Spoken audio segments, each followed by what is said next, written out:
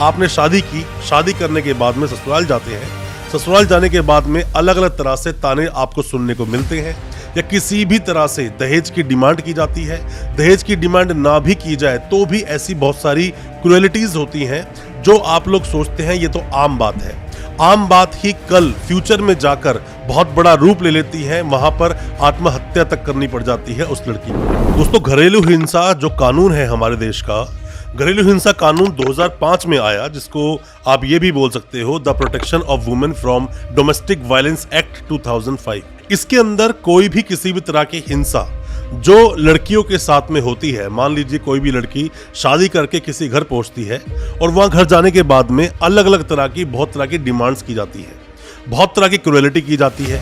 वो क्रुएलिटी चाहे गाली देने से हो, ताने मारने से हो, या फिर मारना पीटना हो, उस लड़की को फिजिकली असॉल्ट किया गया, ताने मारते हैं, या फिर कई बार ऐसा होता है जैसे कि माँ बनने में कुछ विलंब होता है, लेट होता है, उसके अंदर भी ताना मारा जाता है।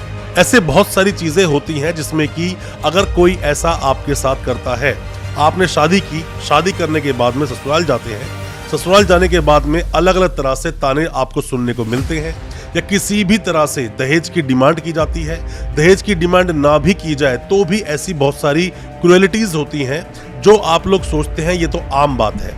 आम बात ही कल फ्यूचर में जाकर बहुत बड़ा रूप ले लेती है, वहां पर आत्महत्या तक करनी पड़ जाती है उस लड़की को।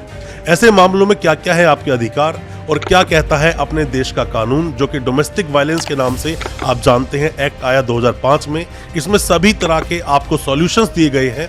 आप कोई भी लड़की हो, आपको अपने ये अधिकार पता होने चाहिए जो मैं आपको बता रहा हूँ। ज्यादा कुछ जानने के लिए अपने अधिकारों के बारे में, आप शादी करके कहीं पर भी गए हैं, अभी अपने ससुराल में हैं, क्या क्या है आपके अधिकार, उन सबको जानने के लिए दोस्तों बने रहिए हमारे इस वीडियो के साथ। नमस्कार दोस्तों, फिर एक बार स्वागत करता हूं आप सभी का अपने इस YouTube चैनल पर, जिसका नाम है बेल लॉज और मेरा नाम है वीरेंद्र वर्मा। कोई भी किसी भी तरह के सवाल आपके दिल में है, कुछ भी आप जानना चाहते हैं अपने केस के बारे में, दिए गए नंबर पर व्हाट्सएप करें या फिर कमेंट बॉक्स में अपने सवाल छोड़ें, हम आपको रिप्लाई जरूर करेंगे। हो सकता है उससे आपकी कोई मदद हो सके। अब अपनी इस वीडियो को आगे बढ़ाते हैं। दोस्तों, हालांकि क्रिमिनल केसेस पर मैंने बहुत सारी वीडियोस बनाई है, बहुत बार आपके अधिकारों को आपको बताया है। आप कोई भी लॉ स्टूडेंट हैं या फिर कोई भी नए वकील साहब हैं या फिर आप कानूनी जानकारी लेना चाहते हैं या फिर इसी तरह का कोई केस आप पर लगा है, मतलब आप कोई भी जेंट्स हो सकते हैं या फिर आप वो लड़की हैं जो किसी घर में रहती हैं और आपको इस तरह की समस्याओं का सामना करना पड़ रहा है। दोस्तों, होता क्या है, शुरुआती दौर पर जब देखा जाए, जब ये मामले होते हैं और कंप्लेंट करती है लड़की अपने घर वालों को या कंप्लेंट करती है किसी भी जानकार को,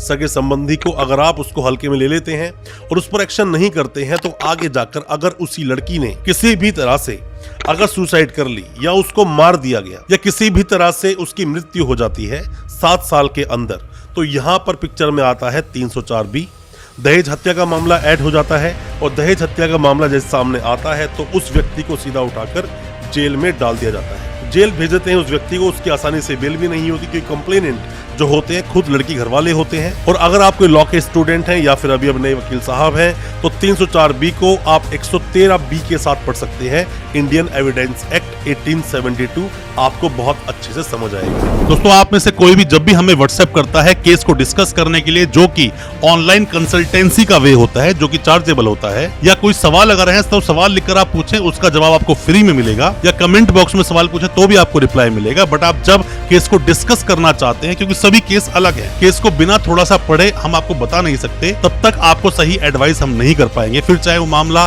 मेंटेनेंस का हो, मामला सेक्शन 12 का डोमेस्टिक वायलेंस का हो, या फिर इंटरिम मेंटेनेंस का हो, या फिर 498A का हो, चाहे सेक्शन 9 का हो या डिवोर्स का हो, इन चीजों को समझना पड़ता है। फिर चाहे चाइल्ड कस्टडी का ही मामला क्यों ना हो, कोई भी किसी तरह के सवाल हैं, आप ऑनलाइन कंसल्टेंसी लेना चाहते हैं, दिए गए नंबर पर व्हाट्सएप करें। हो सकता है हमारे किसी सजेशन से, हमारे किसी एडवाइस से आप अपने केस से बाहर निकल सके, अपने केस को आप जीत सके। क्या क्या है आपके अधिकार, आप शादी करके जाते हैं किसी भी घर में, बहुत सारे हालांकि आपके अधिकार हैं। सबसे पहले जो जरूर आपको जानना चाहिए, बहुत सारी जो फीमेल जो देखती है हमारी वीडियोस को सवाल पूछते हैं कि सर मान लीजिए अभी आप मदर नहीं बन पा रहे हैं या फिर बच्चा आपको नहीं हो रहा है और लगातार आपका परिवार, मतलब जो ससुराल वाले हैं, प्रेशर आपको करे जा रहे हैं बार बार और धमकी देते हैं कि हम लड़के की दूसरी शादी करा देंगे, तो मैं आपको बता दूं, आप उनको भी बता देना अगर थोड़ा सा भी वो लोग पढ़े लिखे हैं। Article 21 life and personal liberty या फिर शारीरिक स्वतंत्रता का जो अधिकार है, जो आपका मौलिक अधिकार है,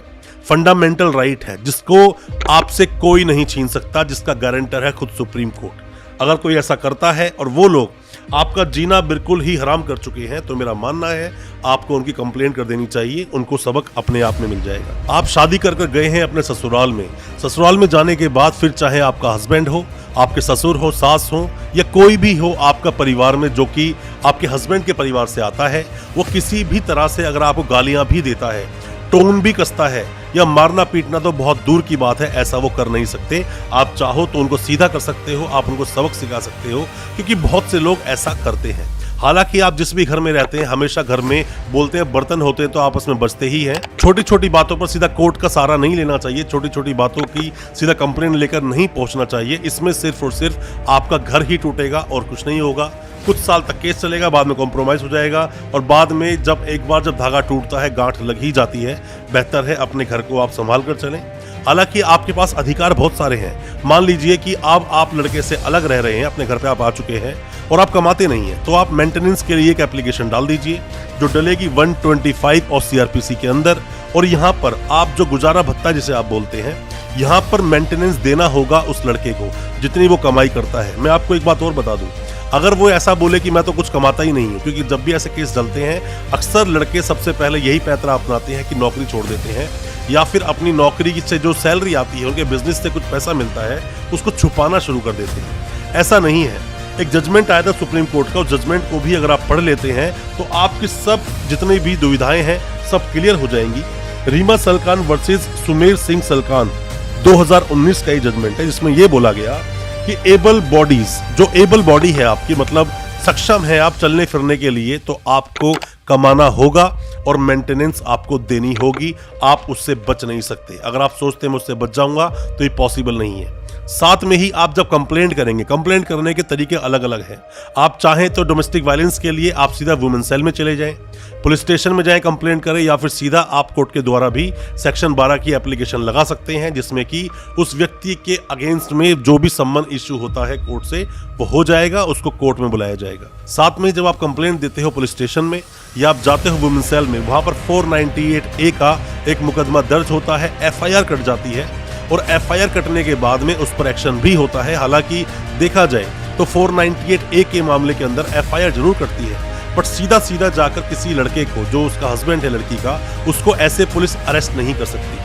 सीधा अगर वो अरेस्ट करती है तो वहाँ प्रॉब्लम हो जाएगी, क्योंकि Arnesh Kumar versus state of Bihar का जजमेंट आया था जिसमें कि 41A का नोटिस देना अनिवार्य हो जाता है। ऐसा सीधा जाकर आपको अरेस्ट नहीं कर सकती। अगर आप लड़के हैं सीधा पुलिस आपको अरेस्ट नहीं कर सकती, और अगर आप लड़की हैं और आप उम्मीद लगाए बैठे हैं जैसे ही मैं कंप्लेंट दूंगी सीधा जाकर वो अरेस्ट कर लेंगे उसको, तो ऐसा नहीं होता है। आपका जो पति का घर है उसमें रहने से आपको कोई रोक नहीं सकता। किसी में इतनी पावर नहीं कि आपको घर से बाहर निकाल दे। आप वहां रहिए। अगर पति आपसे बात नहीं करता है तो कोई भी सेपरेट रूम ले लीजिए उसी के अंदर, आप उसमें रहिए, बट वहां से जाने की आपको जरूरत नहीं है, ऐसे वो आपको निकाल नहीं पाएंगे। हालांकि टॉर्चर कई तरह के होते हैं। पहले कंप्लेंट बहुत तरह की आती थी, मारने पीटने कंप्लेंट आया करती थी, किसी को गाली वाली देना ये एक अलग चीज थी। इमोशनल जो टॉर्चर होता है ये पहले नहीं था, बट कुछ जो सुप्रीम कोर्ट के जो जजमेंट्स आए उसमें इमोशनल टॉर्चर को भी लिया गया। और साथ में जो ये आपका एक्ट है, इस एक्ट की बात हम करें, डोमेस्टिक वायलेंस एक्ट 2005 की अगर हम बात करें, तो इसमें भी इन सेक्शंस को ऐड किया गया कि इमोशनल टॉर्चर जो है वो भी क्रूएलिटी की श्रेणी में ही आता है। अगर आप किसी के साथ अगर ऐसा करते हैं, गालियां देते हैं, मेंटली टॉर्चर करते हैं, जरूरी नहीं कि आप सिर्फ मारें तो ही डोमेस्टिक वायलेंस है, ऐसा बिल्कुल नहीं है। शादीशुदा कोई भी लेडीज होती है उसके बहुत सारे अधिकार हैं। अधिकारों पर भी मैंने पहले वीडियो बनाई है, उन सब अधिकारों को आप देखें, या फिर लगातार अगर आप हमारे चैनल को फॉलो कर रहे हैं तो मेरा मानना है बहुत सारे ऐसे अधिकार जो मैं डिस्कस करता हूं अपनी वीडियोस में आप तक पहुंच गए होंगे। और आगे भी जो हम वीडियोस लेकर आएंगे कि आपका अगर कोई केस चल रहा है, आप लड़का है या लड़की हैं, दोनों के लिए ही हम लोग वीडियोस लेकर आते हैं, तो हो सकता है वीडियोस आपके बहुत काम की होगी। पिछली वीडियोस भी आप देख लेंगे, बहुत कुछ समझ पाएंगे अपने केस के बारे में। दोस्तों अच्छा लगा आज का वीडियो, हमारी वीडियो को ज्यादा से ज्यादा अपने दोस्तों, परिजन, परिवार में शेयर करें ताकि वो भी अपने आप को कानूनी जानकार बना सके। और हमारे चैनल को सब्सक्राइब करना बिल्कुल ना भूलें, साथ में लगा बेल आइकन जरूर दबा दें ताकि इसी तरह की लीगल अवेयरनेस की वीडियोस आप तक पहुंच सके सबसे पहले। बहुत बहुत शुक्रिया, दोस्त, धन्यवाद हमारे इस वीडियो के साथ बने रहने के लिए।